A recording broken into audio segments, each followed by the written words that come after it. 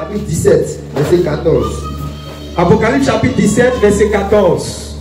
Ils combattront contre l'agneau. Combattons contre l'agneau. Et l'agneau les vaincra. Et l'agneau les vaincra. Parce qu'il est le Seigneur des seigneurs. Parce qu'il est le Seigneur des seigneurs. Et le roi des rois.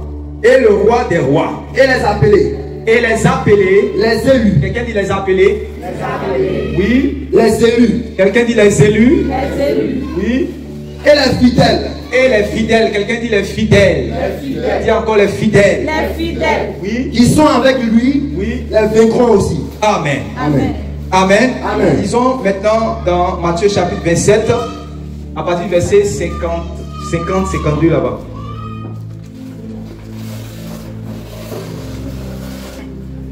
Jésus poussa de nouveau un grand cri. Jésus poussa de nouveau un grand cri Et rendit l'esprit. et rendit l'esprit. Et voici.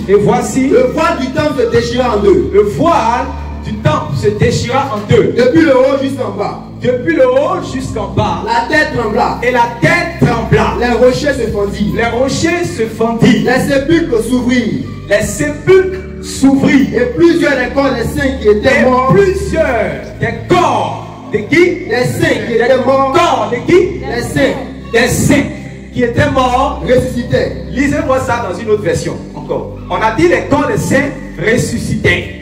En ce moment, Jésus poussa de nouveau un grand cri et rendit l'esprit. Et voici qu'au même moment, Et voici comme un moment, le rideau du temple se déchira en deux. oui, D'en haut en bas. d'en haut en bas, La tête trembla.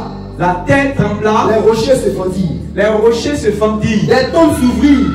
les tombes s'ouvrirent, Et les corps de beaucoup d'hommes fidèles à Dieu. et des corps de beaucoup d'hommes.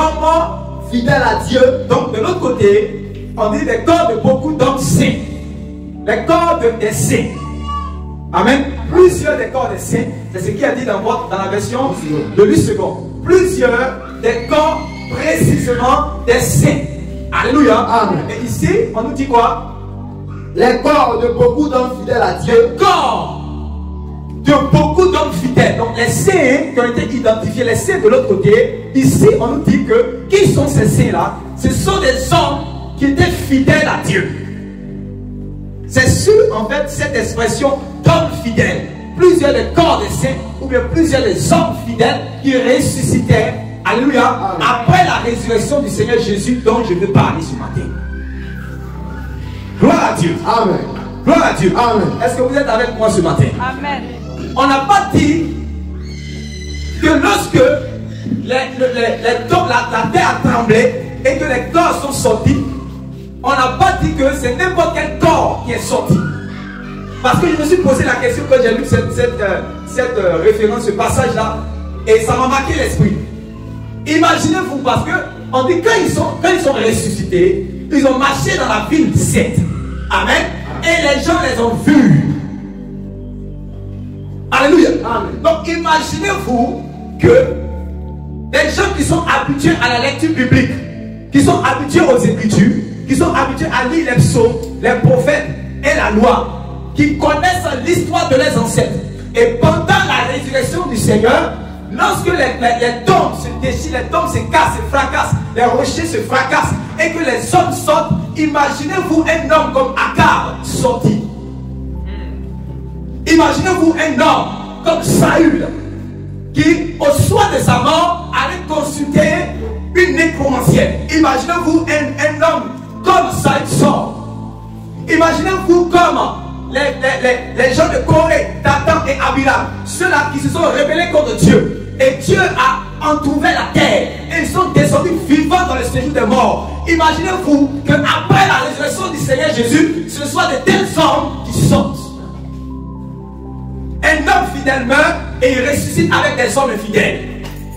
Un homme saint qui n'a jamais péché, qui a prêché la sainteté, qui a vécu authentiquement dans la sainteté. Et il n'y avait pas un homme qui était pareil, qui a été fidèle dans toutes les lois de Dieu, dans toute la volonté de Dieu, dans toutes les exigences de Dieu comme le Seigneur Jésus. Et à sa résurrection, pour confirmer que Dieu est avec lui, il va ressusciter avec des hommes qui ont vécu dans la désobéissance. Alléluia. Amen. Et alors quand je lisais ce passage, le Saint-Esprit a attiré mon attention. Il dit mon fils, reste là, ne bouge pas. Quelqu'un dit ne bouge pas. Ne bouge pas. Alléluia. Amen. Alléluia. Amen. Un homme qui est pur. Alléluia. Il ressuscite et après sa résurrection, il ne ressuscite pas avec n'importe quelle personne. Ceux qui vont ressusciter pour dire que Jésus a ressuscité aussi, quelque chose. La dernière fois, on avait parlé de ça le dimanche.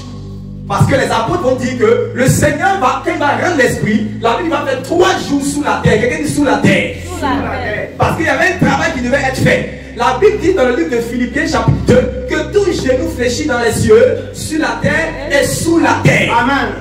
Et Jésus devait accomplir la prophétie de Jonas qui a fait 3 jours dans le ventre du poisson. Et il devait aller faire 3 jours selon que les prophètes aussi avaient annoncé. Donc il va descendre réellement dans les profondeurs de la terre. Et la Bible dit par les apôtres qu'il va aller prêcher aux esprits qui étaient là-bas. Il va aller les libérer dans d'autres versions. Alléluia. Alléluia. Amen. Alléluia. Amen. Alléluia. Amen. Et la Bible dit que c'est après la résurrection. On n'a pas dit dès qu'il est mort, en même temps les gens sont sortis, non. Il est mort, certes, mais il devait descendre pour faire le travail. Maintenant, après la résurrection, selon que vous lisez dans le livre de Matthieu, c'est après ça, puisque Jésus-Christ, c'est lui qui est le premier-né d'entre les morts. Donc ce n'est pas à sa mort que les gens sont sortis. Il est mort, il devait descendre là-bas pour aller les libérer. Quand vous lisez dans le livre de Luc chapitre 16, Jésus va nous parler de l'histoire du pauvre, Lazare et du riche. Et la Bible dit que quand les deux sont morts, l'autre était dans les souffrances là-bas et l'autre était dans le sein d'Abraham. Mais ils avaient la capacité de se voir. Donc, il y a beaucoup de choses dont je ne vais pas forcément rentrer dans les détails. Mais là où je veux m'apaisantir, c'est que le Seigneur est quand même descendu et il y a quelque chose qui s'est produit, un mystère. Que peut-être Dieu va vous faire la grâce, si ce n'est pas dans cette vie, mais forcément dans le royaume de Dieu, de savoir ce qui s'est passé. Alléluia. Amen. Alléluia. Amen. Et moi, ce que l'Esprit de Dieu m'a dit, il m'a dit, mais pourquoi Jésus ressuscite? Et après sa résurrection, ce n'est pas n'importe quel corps qui ressuscite. Parce que Jésus, par sa vie, par son message, si Dieu doit attester, si Dieu doit attester réellement l'authenticité de son ministère. Parce que c'est par le Saint-Esprit, on dit que Jésus a été ressuscité, non? Amen. Donc, le Saint-Esprit, comme vous lisez dans Actes chapitre 17, on dit pourquoi Jésus est digne de juger les vivants et les morts. Parce que Dieu a rendu témoignage de lui par la résurrection d'entre les morts. Parce qu'un homme qui a vécu dans le monde, à cause du péché, la mort a raison de lui. Mais comme Jésus n'a pas vécu dans le péché, il a vécu dans toute la justice, la mort n'a pas raison de lui. Et quelle était la preuve? C'est que Dieu puisse le ressusciter d'entre les morts. Amen. Alléluia. Amen. Donc c'est ça que l'apôtre Paul va dire dans Actes chapitre 17, lorsqu'il va parler des gens, lorsqu'il va parler de la résurrection. Amen. Il va dire par l'homme par qui Dieu a rendu témoignage en le ressuscitant d'entre les morts. Amen. Donc Jésus-Christ, c'est lui qui est la prémisse. C'est lui qui sort d'abord. Maintenant, comme signe, Dieu voulait montrer quand même un signe. Il y a eu des signes de la nature, il y a eu des tremblements de terre, il y a eu le soleil qui a refusé de briller en plein midi, en plein 14h comme ça. Toute la terre est devenue noire. Et il y a un homme qui était à côté de la croix du Seigneur et qui a dit, cet homme est véritablement le Fils de Dieu. Amen. Amen. Amen. Maintenant, Dieu encore voulait pousser dans la révélation pour que les Juifs puissent savoir réellement qu'il y avait une œuvre qui a été faite au milieu d'eux qui n'ont pas reçu. Et Jésus ressuscite d'entre les morts. Et après sa résurrection, plusieurs des corps des saints. Et ici, j'aime beaucoup cette version. La Bible dit que beaucoup de corps d'hommes fidèles à Dieu. Quelqu'un dit fidèle à Dieu. Fidèle à Dieu. Quelqu'un dit fidèle à Dieu. Fidèle à Dieu. Et c'est là maintenant, ça me ramène dans le passage d'Apocalypse. Vous avez vu que ces hommes, en réalité, eux, ils vont marcher avec le Seigneur. Puisque Jésus a ressuscité, eux aussi ressuscitent dans la ville. Donc, autrement dit, ils sont amis avec lui. Amen. Ils ne ressuscitent pas avec des gens qui ne sont pas amis avec lui. Ceux qui ont vécu dans le désordre ne peuvent pas réellement ressusciter avec lui. Dieu est en train de montrer une image des choses qui vont arriver bientôt. Est-ce que vous me comprenez? Amen. Amen. Donc, dans le passage d'Apocalypse que nous avons lu, la Bible dit quoi? Qu'ils vont faire la guerre à l'agneau, qui est le Seigneur Jésus. Et l'agneau va les vaincre. Pourquoi? Pourquoi? Parce qu'il est le Seigneur des Seigneurs. Parce qu'il est le Seigneur des Seigneurs Et le roi des rois. et le roi des rois. Amen. Amen. Amen. Amen. Amen. Mais la suite dit quoi? Je veux que maintenant vous lisez dans une autre version. Écoutez très bien. Nous sommes en train d'aller ensemble. Apocalypse 17, à partir du verset 14. Oui, ils déclareront la guerre à l'agneau et mèneront campagne contre lui. Oui, mais celui-ci les vaincra. Oui, car il est le Seigneur des seigneurs et le roi des rois. Oui, les siens. Voilà, les siens, ceux qui sont à lui, ceux qu'il a choisis. Oui, ceux qu'il a appelés et élus. Donc, ceux qui lui appartiennent, ceux qu'il a appelés et élus. Donc, il y a un appel et il y a une élection. Est-ce que vous me suivez? Amen. Un appel de Jésus et une élection de Jésus. Donc, ceux qui appartiennent à Jésus ont été appelés par Jésus et ils ont été élus aussi par Jésus. Un appel et une élection. Oui. Ceux qui lui font confiance. Ceux qui lui font confiance. Et lui reste fidèle. Mais qui lui reste fidèle. Vaincront avec lui. Alléluia. Amen. Donc, on dit, dans d'autres versions, on dit les appelés, les élus et les fidèles. Amen. Les appelés, les élus et les fidèles. Mais dans la version que nous venons de lire, on donne encore plus de détails. On te dit en réalité, c'est qui sont ces appelés, qui sont ces élus. Amen. Ce sont des gens, non seulement qui appartiennent au Seigneur Jésus, qu'il a appelé, qu'il a élu, mais des gens qui lui font confiance et des gens qui sont toujours attachés à lui. La fidélité ici renvoie à des personnes qui ont été attachées à lui. Donc aujourd'hui, non seulement c'est vrai qu'on va s'appuyer sur le fait d'être fidèle à Dieu, mais on va expliquer pourquoi ce sont les appelés, les élus et les fidèles qui marchent avec le Seigneur. Amen. Amen. En quoi est-ce que ça nous concerne ce matin? Alléluia. Amen. En quoi est-ce que ça nous concerne ce matin? Comment est-ce que le Seigneur Jésus appelle? Comment est-ce que Dieu appelle? Donc on dit les appelés, les élus et les fidèles. Donc on va traiter rapidement la question de l'appel, ensuite la question de l'élection et on va s'appesantir sur le côté de la fidélité. Parce que si quelqu'un n'est pas demeuré fidèle, même si Dieu est fidèle, si la personne n'est pas demeurée fidèle, la personne ne va pas ressortir de la terre avec le Seigneur. Parce qu'on a dit que ce sont seulement les gens qui étaient fidèles qui sont sortis de la terre. Alléluia. Amen. Donc quand on est appelé, il faut travailler à son appel, travailler à son élection et travailler pour rester fidèle. Afin que lorsque je suis fidèle, le jour que la trompette va sonner, je puisse être avec le Seigneur. Amen. Maintenant, comment le Seigneur appelle l'homme? Écoutez maintenant dans Ésaïe chapitre 55. Tout le monde prend Ésaïe chapitre 55.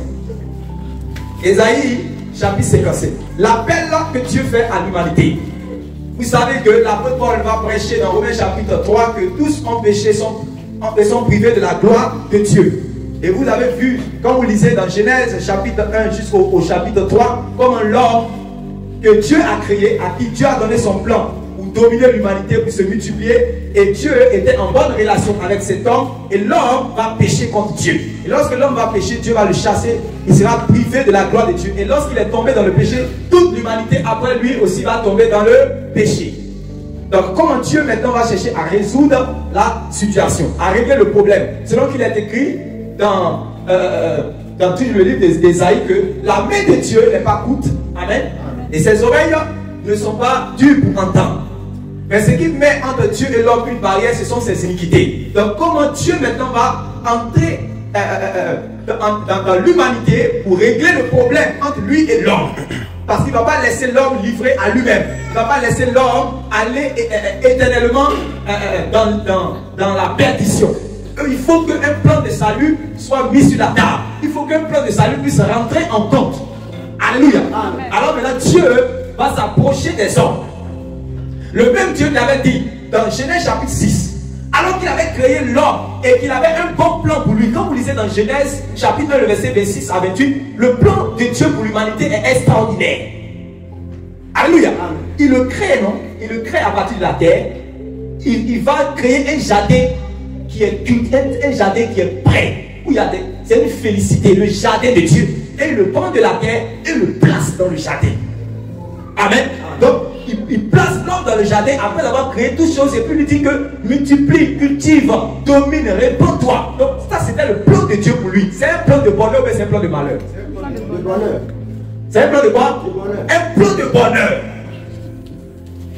Les projets que j'ai formés pour toi, amen, ne sont pas des projets de malheur. C'est un projet de bonheur pour te donner de l'avenir et de l'espérance. Alléluia. C'est ce que Dieu avait formé comme plan pour l'homme. Mais quand l'homme va pécher, quand vous lisez de Genèse 1 jusqu'à Genèse 3, quand l'homme va pécher, après vous arrivez à Genèse chapitre 6, quand ça commence, on dit que Dieu regrette. Amen. Dieu regrette d'avoir créé les hommes. Lisez cela d'abord avant qu'on dise chose. Avant qu'on lise le passage d'Ésaïe. Chapitre 6, premier verset. Genèse chapitre 6, verset 1. Genèse chapitre 6, verset 1.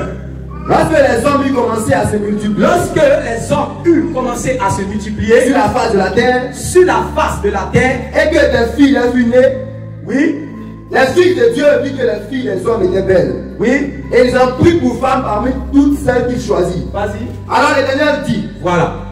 Alors l'Éternel dit, mon esprit ne restera pas toujours dans l'homme, Dieu regrette, mon esprit ne restera pas toujours dans l'homme, car l'homme n'est que chair, car l'homme n'est que et chair. ses jours seront de 120 ans. Oui, Les géants étaient sur la terre en ces jours-là. oui, Après que les filles de Dieu furent venues vers les filles des hommes, oui, et qu'elles eurent donné des enfants.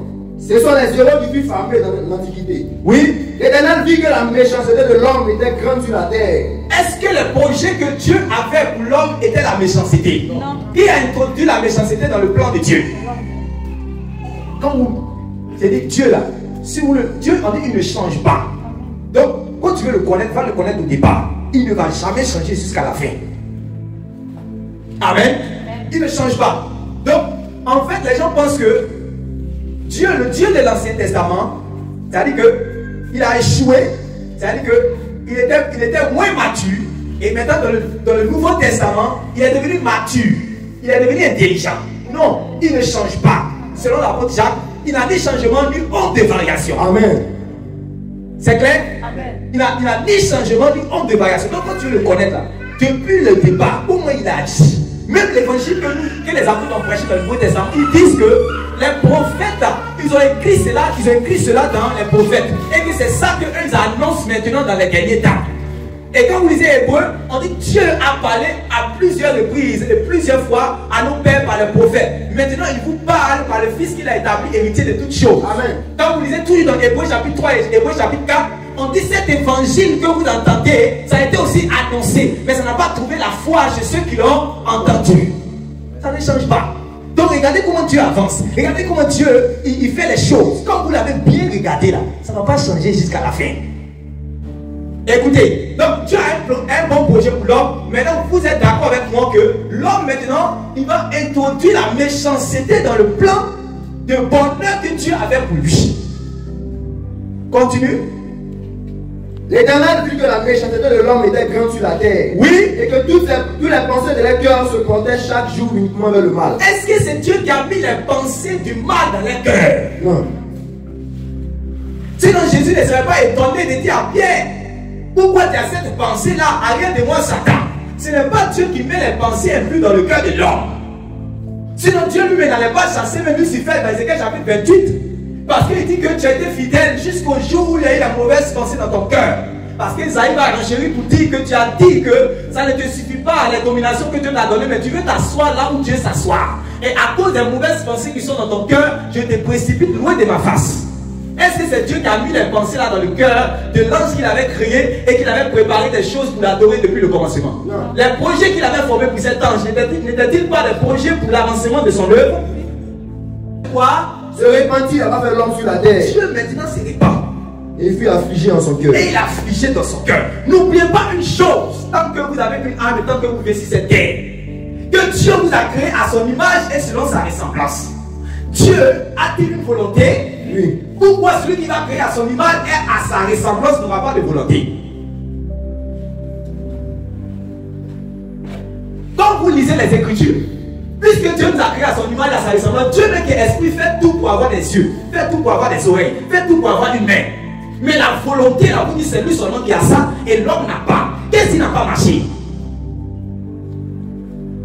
Alléluia. Amen. Donc, à cause de lui, sa volonté, qu'il ne veut pas réellement soumettre à Dieu, il va venir mélanger le programme parfait que Dieu a créé pour lui. c'est comme ça, l'homme va aller un jour en enfer. Sinon, vous tous qui êtes ici là, Dieu n'a pas créé une seule personne pour que tu puisses un jour tomber dans les flammes de l'enfer. Mais c'est parce que toi-même, tu ne vas pas soumettre ta volonté à la volonté de Dieu. Un jour, je crois le père Job, prenez Job chapitre 29 rapidement. Je ne sais pas si Job chapitre 29 le verset 12 là-bas. Nous sommes en train d'avancer ensemble. On peut aller. Job chapitre 29, lisez le verset 12 comme ça. Je vais voir quelque chose. Il a soumis sa volonté, en fait, il a soumis sa volonté pour accomplir la volonté de Dieu. Attends, c'est Job chapitre. Laissez-moi trouver rapidement. C'est le verset 23. Job chapitre 23, verset 11. Voilà. Job chapitre 23, verset 12. Voilà. Écoutons très bien ce que Job va dire. C'est très révélateur. Oui. Job 23, verset 12. Job 23, verset 12. Je n'ai pas abandonné les commandements de ses lèvres. C'est-à-dire, comme il se dit, Job est comme un Adam. Amen. C'est énorme. Je n'ai pas abandonné les commandements de ses lèvres. J'ai fait plier ma volonté aux paroles de sa bouche. J'ai fait plier la volonté de qui? Dieu ou bien moi? Moi, Job. J'ai fait plier ma volonté pour faire quoi? Aux paroles de sa bouche. Aux paroles de sa bouche. J'ai fait plier ma volonté aux paroles de sa bouche. Donc, Job vient de nous révéler que lui, il avait une volonté. Amen. Est-ce que c'est pas ça? Amen. Job vient de nous révéler que lui, il avait une volonté. Tout ça, tout ce qu'ils sont venus nous expliquer, c'est pour nous dire que le projet que Dieu a fait pour l'humanité, là, n'était pas le projet que vous voyez aujourd'hui, le désordre que ça menait. Amen. Amen. Amen. Parce que les prophètes ont dit que Dieu crée toutes choses pour un but. Amen. Amen. Et comme il est bon, le but là ne peut pas être bizarre. Le prophète Esaïe va dire qu'il n'a pas créé la terre pour qu'elle soit dans la confusion. Je vous ai déjà lu une fois ce verset. Il n'a pas créé la terre pour qu'elle soit dans la confusion. Amen. Maintenant l'homme va faire introduire dans le plan de Dieu réellement la méchanceté, la confusion. Et c'est là que Dieu maintenant prend cette décision. Lis le passage que tu disais dans Genèse là. L'Éternel se répandit d'avoir fait l'homme sur la terre. Et alors il se répandit d'avoir fait l'homme sur la terre. Et il fut affligé dans son cœur. Il a affligé dans son cœur. Et l'Éternel dit. J'exterminerai de la face de la terre l'homme que j'ai créé.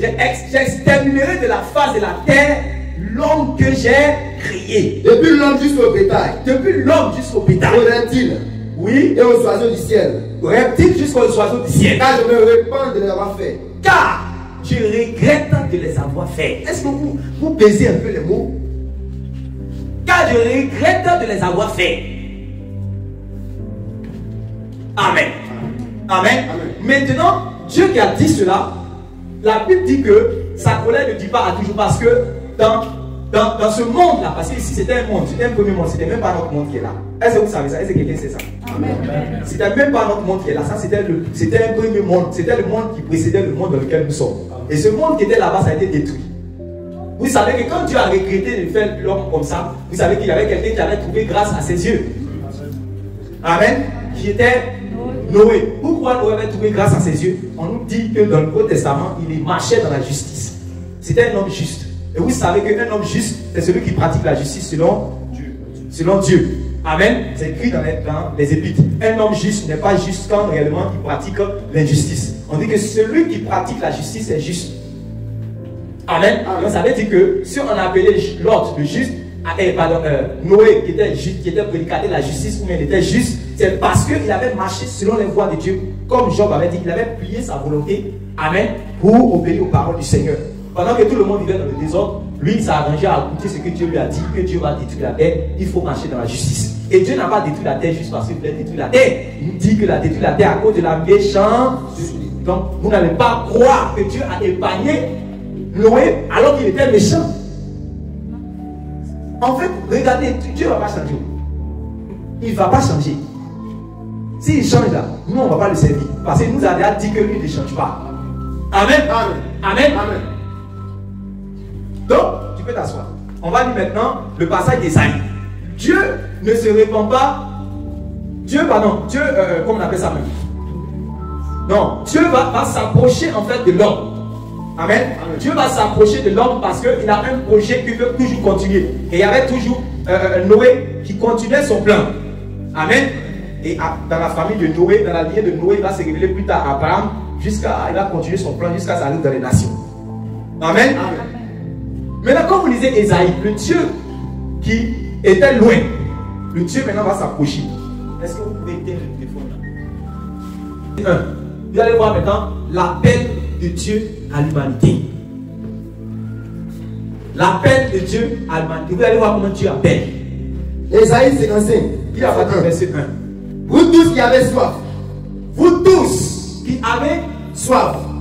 Vous tous qui avez Soif. Oui. Vous tous qui avez soif. Vous tous qui avez soif. Venez aux eaux. Venez aux eaux. Même celui qui n'a pas d'argent.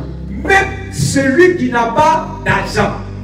Venez acheter et manger. Venez acheter et manger. Venez. Venez. Acheter du vin et du lait. Acheter du vin et du lait Sans argent. sans argent. Sans rien payer. Sans rien payer. Donc c'est un appel gratuit à quiconque a soif. Alléluia. Alléluia. Amen. On ne te demande pas d'avoir l'argent. On ne te demande pas d'être riche. On ne te demande pas d'être pauvre. On ne te demande pas d'être blanc ou noir. On ne te demande pas d'être dans le confort ou dans les situations difficiles. On ne te demande pas ça. On te demande seulement est-ce que tu as la soif. L'eau est là gratuitement. Il y a le vin là-bas. On dit que tu vas acheter sans argent la monnaie d'échange pour que tu puisses réellement être abreuvé, pour que tu puisses manger. Tu puisses avoir le lait et le vin là, qui se trouvent aux eaux. C'est que tu puisses avoir la soif. Amen. Est-ce que quelqu'un me comprend? Amen. Est-ce que quelqu'un me comprend? Amen. Parce que quand vous allez voir le Seigneur Jésus entrer en action, il va répéter les mêmes paroles. Vous comprenez non? Amen. Il vient, tout le monde est là, rempli sur les rives de Galilée. Amen. Et lui se met là, il dit que si quelqu'un a soif, qu'il vienne. C'est pas ce que j'ai déjà dit. Si quelqu'un a soif, qu'il vienne. On ne demande pas d'avoir l'argent, on te demande d'avoir la soif pour venir. Donc Dieu, c'est comme ça que Dieu appelle. Oui, lis. Verset 2. Oui. Pourquoi pesez-vous de l'argent pour ce qui ne nourrit pas? Pourquoi pesez-vous de l'argent pour ce qui ne nourrit pas? Pourquoi travaillez-vous pour ce qui ne rassasie Parce pas? que les gens vont s'efforcer pour pouvoir, par exemple, se rapprocher de Dieu. Là, la religiosité rentre en compte. La religion. Les hommes vont faire beaucoup d'efforts pour pouvoir s'approcher de Dieu. Ils vont partir, ils vont quitter Agai ou à Issia pour aller jusqu'à Fatima. Ils vont quitter Abidjan, à Ouassaka pour aller jusqu'à la Mecque. Ils vont quitter réellement à Ayopougon pour aller jusqu'à Rome. Ils vont faire beaucoup d'efforts pour aller boire de l'eau. Ils vont faire beaucoup d'efforts pour aller manger. Ils vont faire beaucoup d'efforts pour s'approcher réellement de ce Dieu-là. Il dit non, ce n'est pas comme ça. Quand tu viens, il ne faut pas venir avec réellement l'argent. Il dit pourquoi vous faites beaucoup d'efforts pour ceux qui ne nourrissent pas? Parce qu'ils le cherchent mal. Il faut avoir la soif. Mais ils n'ont pas la soif. Et ils veulent acheter avec quelque chose. Ils veulent dépenser avec quelque chose alors que c'est avec la soif. La soif ici renvoie à quoi? À la foi. Alléluia. Amen. Alléluia. Amen. Quand Dieu t'appelle, il faut que tu puisses avoir la foi. Continuons toujours. Écoutez-moi donc. Écoutez-moi donc. Et vous mangerez de ce qui est bon. Et vous mangerez de ce qui est bon. Et votre âme se délectera de mets succulents. Et votre âme se délectera de mets succulents. Prêtez l'oreille. Prêtez l'oreille. Et venez à moi. Et venez à moi. Écoutez. Écoutez. Et votre âme vivra. Et votre âme vivra. Je traiterai avec vous une alliance. Oui. Éternelle. Oui. Pour rendre durable mes faveurs envers David. Oui. Voici. Écoutez. Voici. Je l'ai établi comme témoin auprès des peuples. Oui. Comme chef et dominateur sur les peuples. Oui. Voici. Tu appelleras des nations que tu ne connais pas. Tu crois? Tu appelleras des nations que tu ne connais pas. Tu crois? Appelleras. Donc c'est un Appel. C'est un Appel. les nations. Dieu va appeler les nations. Amen. Amen. Dieu va appeler les nations. Donc le plan de Dieu pour les nations a existé depuis longtemps. Amen. Amen. Amen. C'est ça le musulman ne voit pas. Amen. Il ne sait pas que comme Dieu a appelé Abraham, depuis il avait Abraham, lui, tu seras père de multitudes de nations. Maintenant, on dit que dans les nations, il y a des gens qui sont enfants d'Abraham, mais pas comment par la foi.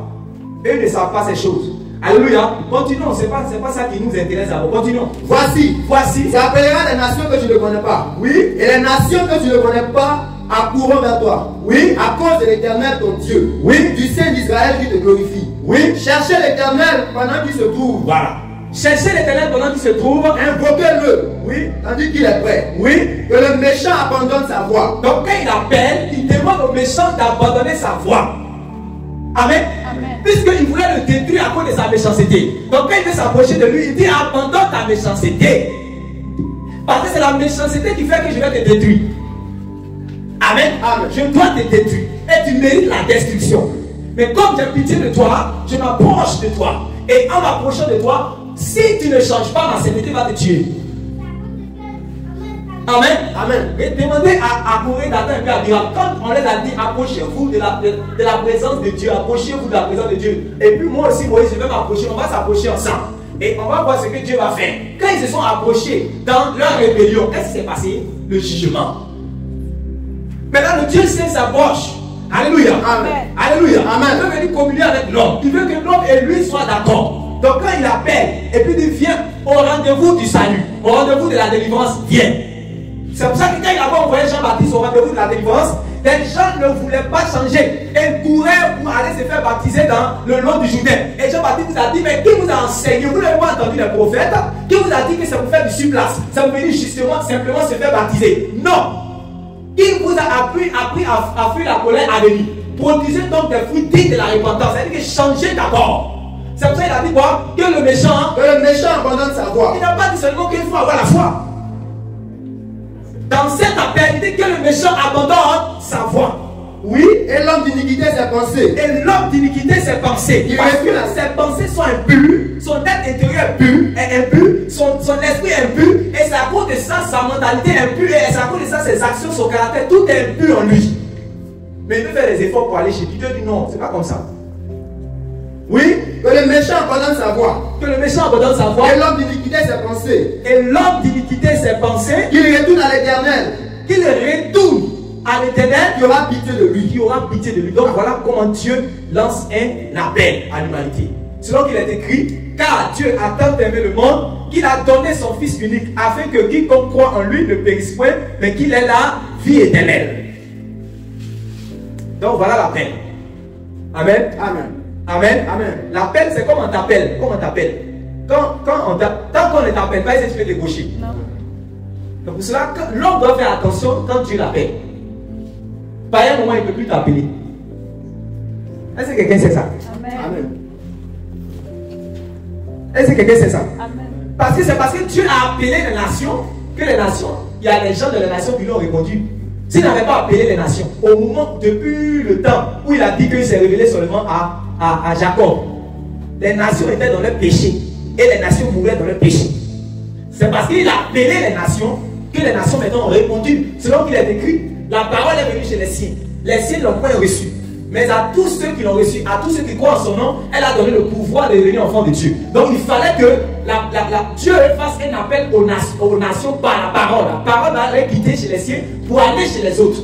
Quand ils vont entendre maintenant la voix, l'appel, ils vont répondre. Mais si on t'a appelé, si on t'a pas appelé, tu ne peux pas répondre.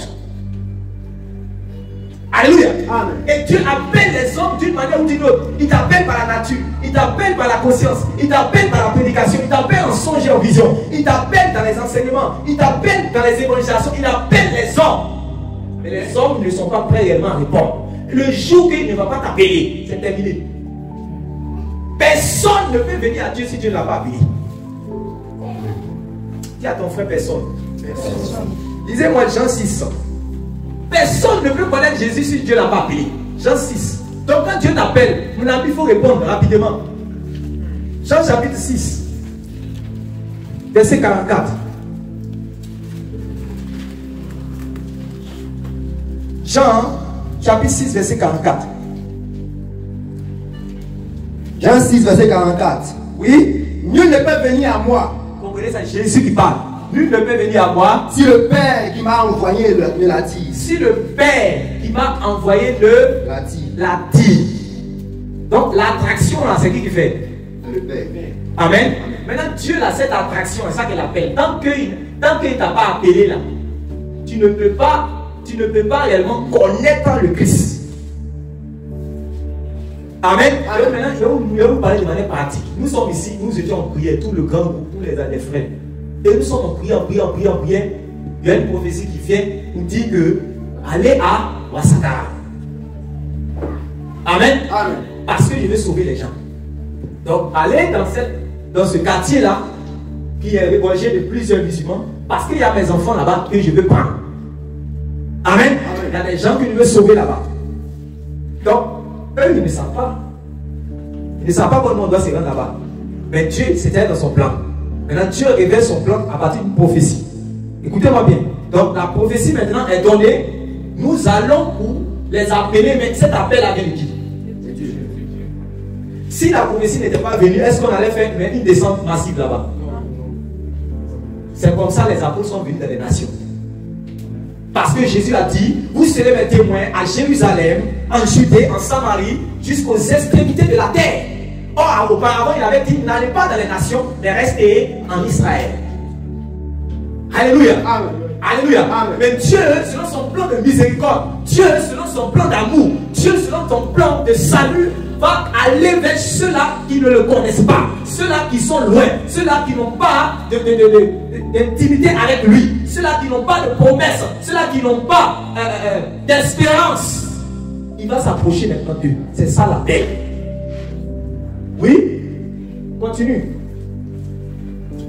Nul ne peut venir à moi si le Père qui m'a envoyé ne l'attire. Oui? Et je le ressusciterai au dernier jour. Oui? Il est écrit dans les prophètes. Maintenant, quand Dieu appelle là, c'est ça Isaïe avait dit. Quand Dieu appelle là, comment il t'appelle ça, Isaïe avait dit? Oui? Il est écrit dans les prophètes. Oui? Ils seront tous enseignés de Dieu. Voilà. Quand il t'appelle là, ça implique quelque chose. Parce que quand tu appelles là, c'est une invitation. Tu appelles, il faut que tu sois d'accord. Parce que comme vous lisez dans la parabole des noces, Matthieu chapitre 22, le roi a appelé les gens. Il dit allez-y les appeler. Et s'ils sont venus, il dit on ne vient pas, Dieu les envoie. Amen. Amen. C'est pour ça qu'il faut avoir la soif. Dieu appelle ses messagers pour aller chercher les gens. Amen. Pour venir aux noces. Les messagers là, on les tue.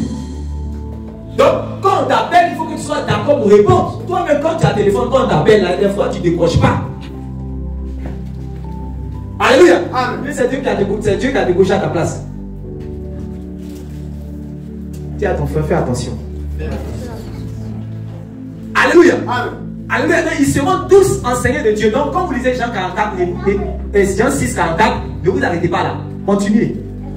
Parce que c'est bien de dire que le Seigneur a dit que personne ne peut venir à moi si le Père qui m'a envoyé l'a dit et je le ressusciterai au dernier jour. C'est ça, non? C'est bien de dire ça. Mais la suite dit, quand il t'appelle là, ça implique quoi? La suite dit quoi? Et il est écrit dans les prophètes. Il est écrit dans les prophètes. Ils seront tous enseignés de Dieu. Ils seront tous enseignés de Dieu. Quand? Oui.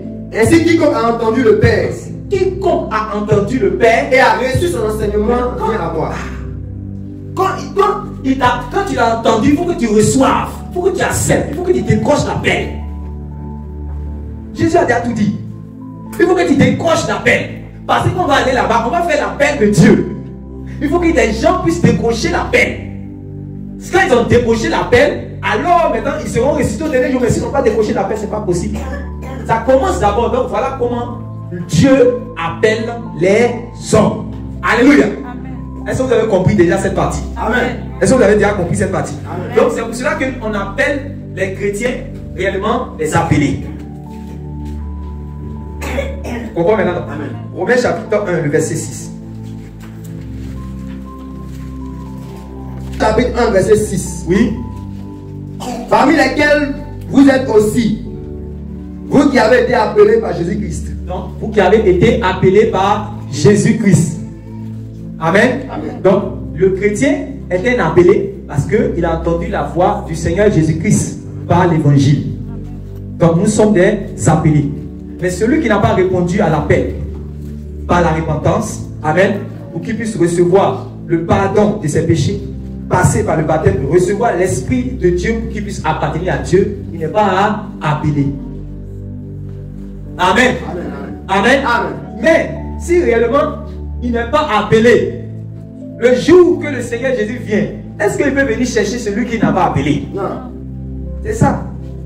Donc ça commence d'abord ça commence d'abord par l'appel. Amen. Amen. Est-ce que c'est clair? Amen. Ça commence d'abord par la paix. Oui. Lisez aussi 1 Corinthiens chapitre 1. Lui qui vous a appelé à la communion à son Fils. Jésus, à la communion de son Fils Jésus-Christ notre Seigneur. Amen. Amen. Amen. Amen. Regardez, lisez bien, écoutez bien ce passage.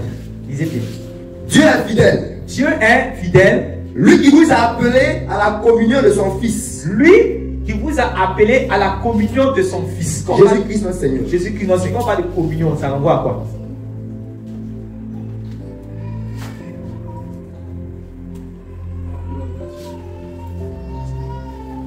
Je veux trois personnes, deux personnes pour donner l'exemple. Venez devant ici.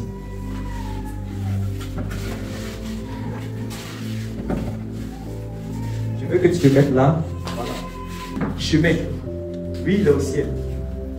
Lui, il tourne en rond sur la terre. Chacun suivait sa propre voie.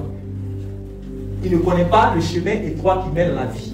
Le chemin où on rentre au ciel, là, il ne connaît pas. Amen. Amen. Jésus dit, personne n'est monté au ciel, sinon celui qui est descendu du ciel. Donc il faut que quelqu'un quitte au ciel pour montrer le chemin du ciel.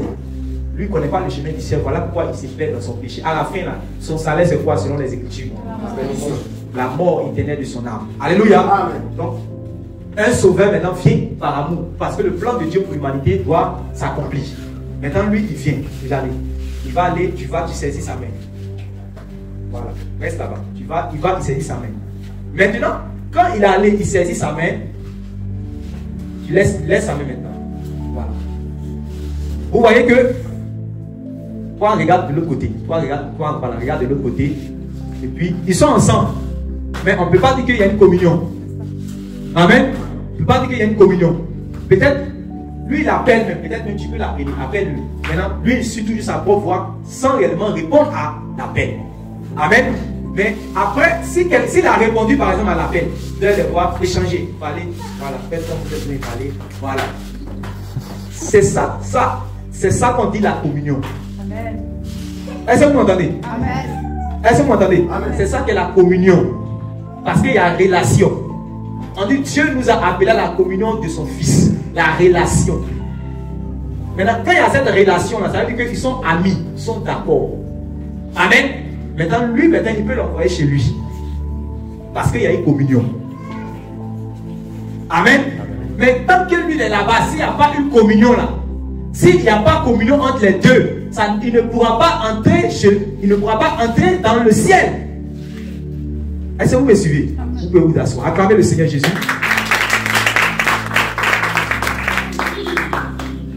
C'est pour cela que quand vous lisez l'apôtre Paul dit que quand lui il était encore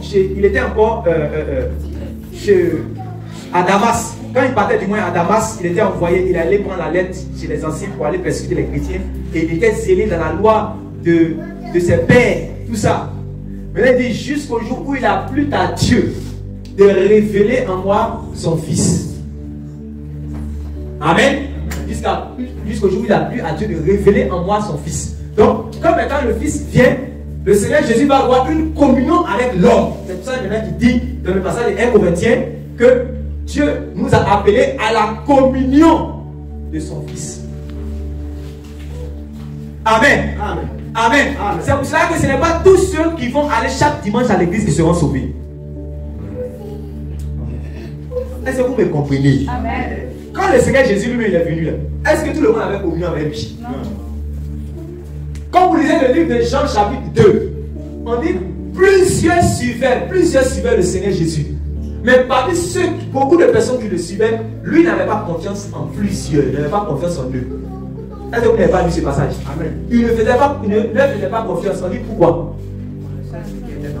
Parce qu'il connaissait ce qui est dans l'homme. Amen. Amen. Amen. Amen. Parce qu'il faut qu'il puisse avoir communion. Quand il s'approche de toi, il voit que ton cœur n'est pas pur. Il voit que tu n'es pas réellement engagé pour faire route avec lui. Toi et puis vous ne partagez pas la même vision.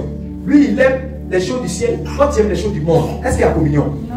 Lui aime les choses de la lumière, toi tu aimes les choses des ténèbres. Est-ce qu'il y a communion? Non. Comment tu peux parvenir au salut?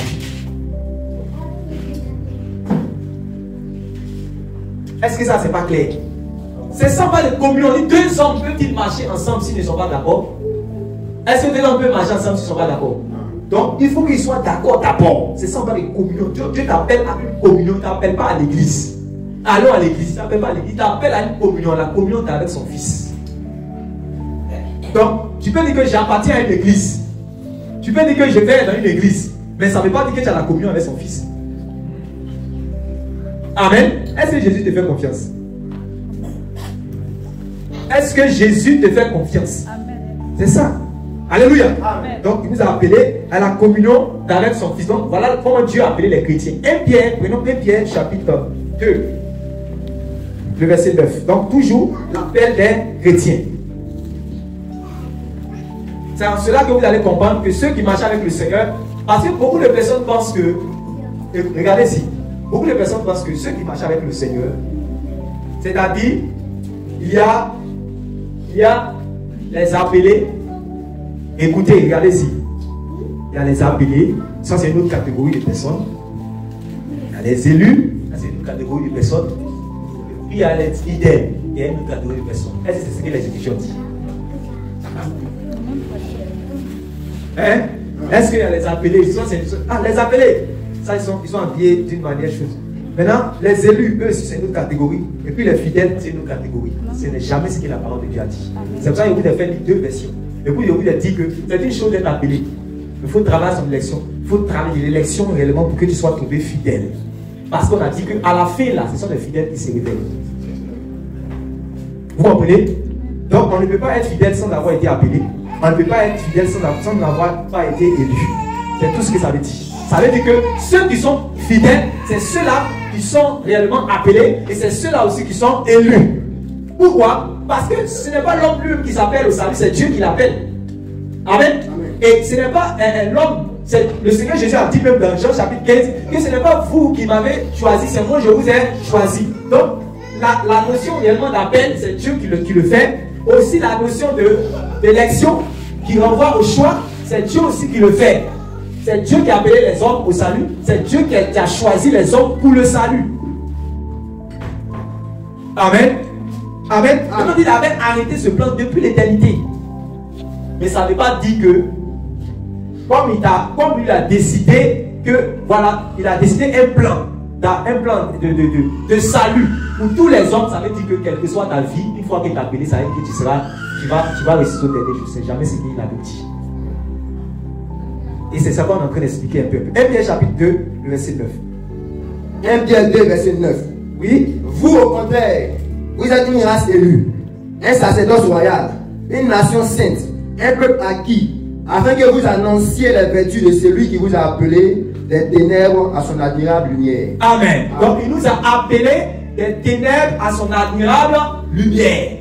Amen. Mais quand il t'a appelé des ténèbres à son admirable lumière, que tu es venu maintenant, tu as toujours une volonté, non? Ce que Job a fait, on a lu tout à l'heure, en pliant sa volonté pour accomplir la parole de Dieu, toi tu dois continuer à faire cela. Tu ne dois pas marcher dans les ténèbres. Amen. Sinon, la parole que l'apôtre Paul a dit, que ne marchez pas dans les ténèbres, ne pratiquez pas les œuvres infructueuses des ténèbres, dénoncez-les. Ça n'a pas avoir de sens. Si un chrétien ne peut pas pratiquer les ténèbres, ça n'a pas de sens. C'est quelqu'un qui a la possibilité de pratiquer les ténèbres qu'on lui dit qu'il ne faut pas pratiquer. Tout ce que vous voyez dans Éphésiens, Colossiens, Philippiens et Thessaloniciens, ce n'est pas pour les païens qu'on a écrit cela. C'est pour les gens qui disent qu'ils ont répondu à l'appel. Amen. Donc maintenant les avertis. On dit vérifiez-vous, travaillez. Vérifiez-vous, examinez-vous, regardez. Parce que vous allez quelque part. Il y a un plan de salut qui a commencé en vous. C'est pour ça que vous avez été racheté. Vous avez répondu à l'appel. Ceux qui n'ont pas répondu, c'est fini. Quand il va venir là, si la trompette a sonné, c'est terminé pour eux. Tant que réellement, parce que quand vous lisez dans la loi, il y a deux trompettes.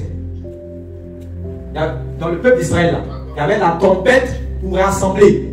Amen. Il y avait la trompette pour rassembler le peuple. Et quand ils se rassemblent, il y avait une trompette maintenant pour le départ. Une trompette pour le rassemblement et une trompette pour le départ. C'est pour ça que quand un prédicateur prêche l'évangile, on dit sonne la trompette. Parce que l'évangile que nous prêchons, la croix que nous prêchons, nous sommes en train de sonner la trompette pour que les gens puissent entendre pour venir. Ils vont se rassembler dans l'église. Amen. Amen. Mais nous avons vu qu'il y avait des gens toujours dans la maison d'Israël. Il y avait des gens qui étaient en dehors du camp. Amen. Amen. Donc il faut être dans l'esprit.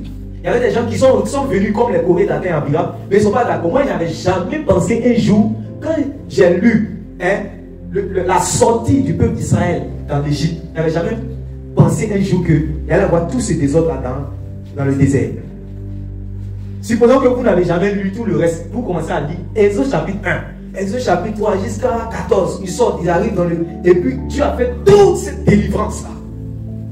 Et puis tu découvres réellement un peuple que Dieu a dit que c'est mon peuple, c'est mon peuple. Je traiterai avec eux, je délivrerai ce peuple. Ma parole que j'ai accomplie pour leur père va s'accomplir. Tout ce que Dieu a dit sur eux, on les voit maintenant dans la pratique. Ils sont dans le désert et Dieu lui-même veut les tuer. Et on dit plusieurs sont morts. Le jour que même ils étaient dans le désert, d'autres ont commencé à faire le veau d'or. Vous voyez Aaron même. Aaron a commencé à faire, il a fabriqué cela. Et Dieu voulait le frapper aussi. Et Moïse est décédé. Dieu m'a dit, c'est bon, je vais marcher avec toi seul et puis t'as lié. C'est ce que Dieu a dit si vous lisez les Écritures. Il dit que je vais renoncer à mon plan. C'est parce que Moïse a prié. Moïse a dit, pardon, renonce à ce projet-là, s'il te plaît. Il a participé au conseil de Dieu. Puis Dieu est revenu sur son plan. Puis, moi que Dieu est revenu, il a détruit 23 000 personnes sont mortes. Après ça, il y a eu les trucs de... Vous avez vu tout ce que les Coréens d'Athènes ont fait. On n'avait jamais pensé que ça allait arriver. Le ciel s'est ouvert et la terre s'est ouverte et les gens sont tombés vivants dans le séjour des morts. Marie, ça s'est passé comme ça. Les gens sont fâchés toujours encore contre Moïse. Ils ont dit que c'est toi qui as fait les gens, l'armée d'Israël, les enfants d'Israël sont morts. Ils sont fâchés, ils veulent se révéler encore. Dieu dit, attends, je vais les détruire tous même. Et puis c'est là que Moïse va décéder encore avec Aaron. Est-ce que vous avez lu cette partie-là? Ça veut dire que malgré qu'on a détruit ces 250 personnes là, et puis les gens de la famille de Corée, tout, parce que Dieu avait dit que ceux qui sont dans le même lieu que eux, séparez-vous. Quittez la colère. C'est comme quand la colère doit venir sur la terre. Donc, on appelle, on dit quittez parce que Dieu va détruire la terre bientôt. Donc séparez-vous rapidement. Amen. Sauvez-vous de cette génération perverse. Donc, malgré que Dieu a détruit, les gens ont continué de dire que Moïse, qu'on appelle ça, Moïse a tué les gens, Moïse a tué les gens, Moïse a tué les gens. Et Dieu encore a frappé, on dit il y a eu plus de 14 000 personnes encore qui ont été brûlées encore par Dieu. Moi, il n'avait jamais pensé que tout ça, ça allait arriver après la sortie d'Israël. Amen. Amen. Ce n'est pas parce que Dieu s'approche de toi que réellement les dispositions de ton cœur sont bonnes. Est-ce que tu me comprends? Est-ce que tu me comprends? Amen. Je vais changer les dispositions de ton cœur. Il faut qu'il y ait une communion avec lui. Il faut qu'il y ait une communion avec lui. C'est pour ça que l'appel va passer maintenant à l'élection. C'est vrai qu'un chrétien, il est appelé et élu. Il est appelé pour être sauvé. Il est appelé à être sauvé. Il est élu, c'est-à-dire choisi pour être sauvé. Mais il a toujours une volonté. Il doit réellement la soumettre à Dieu. Et c'est là le problème. Et ça a été toujours le problème depuis le commencement jusqu'à la fin du projet de Dieu. C'est toujours comme ça. Amen. Quand même vous lisez dans, comment il s'appelle, Gédéon. Quand Gédéon voulait aller détruire, voulait aller faire le combat contre les Madianites. Gédéon, il a sonné la trompette. On dit à les gens, même eux, ils sont levés pour aller faire, dans les familles, ils sont levés pour aller combattre. Donc ils ont été appelés par la trompette de Gédéon. Donc c'est le Seigneur Jésus qui appelle. Il parle en image. Ils ont été appelés par la trompette de Gédéon. Eux tous sont venus. On dit combien de personnes sont venues? Combien de personnes? 32 000 personnes. Parce que c'est quand on va diviser, on va savoir que c'est 32 000. Donc, l'Éternel dit à Gédéon que faut diviser ceux-là. Parce que ceux-là, s'ils ils sont beaucoup comme ça, ils vont au combat, ils vont dire que c'est pas les pour force, pour ça qu'ils ont été délivrés. Qu'il faut les diviser, on va les mettre, il faut les diviser. Donc, dès que, comment il s'appelle, Gédéon a dit, ceux qui veulent aller à la maison, allez. C'est la seule parole que Gédéon a dit. Donc, qui les a forcés pour venir? On a sonné la trompette, eux ils ont dit qu'ils veulent suivre Gédéon. Ils veulent suivre le Seigneur Jésus. Maintenant, le Seigneur Jésus a dit, si quelqu'un veut me suivre, il porte sa croix. Chacun s'en va à la maison. Est-ce que vous me comprenez? Parce que le Seigneur Jésus dit que je ne vais pas rejeter celui qui vient à moi. Venez, vous tous qui êtes fatigués, chargés, vous donnez du repos. Venez, lui qui a soif, venez. Donc, il vient. Amen. On dit, pendant qu'une grande foule faisait route avec le Seigneur, il s'arrête. Puis il dit maintenant, je vais vous parler. si vous ne mangez pas de mon corps, si vous ne buvez pas de mon sang, vous n'allez pas rentrer dans le royaume. Les gens disent, cette parole-là est trop dure. Est-ce que vous comprenez? Ça, c'est arrivé d'abord après. Mais il avait commencé d'abord par dire, si quelqu'un veut me suivre, qu'il se charge de sa croix et qu'il me suive. Donc, les gens sont partis. Les gens, il y a d'autres aussi qui sont restés. Maintenant, parmi ceux qui sont restés, on dit que c'était les disciples, comme Jean chapitre 6. Jean chapitre 6, maintenant, il va continuer encore. Il va dire que mangez de mon corps, buvez de mon sang. Et on dit plusieurs, Jean 6, chapitre 66, plusieurs sont partis. Et c'est là que verset 67 à 68, Pierre va dire, Seigneur, même si ces paroles sont dures, à qui irions-nous? C'est toi qui as les paroles de la vie. Amen. Amen. Amen. Amen. Amen. C'est le même Seigneur qui a multiplié les pains, 5000 personnes ont mangé, après il a multiplié encore 2 fois. Donc il y avait du monde, quelqu'un du monde. Du monde. Mais lui il avait dit que il y a un petit troupeau, c'est un petit troupeau, un reste qui allait être fidèle. Et c'est pour cela que maintenant, il va maintenant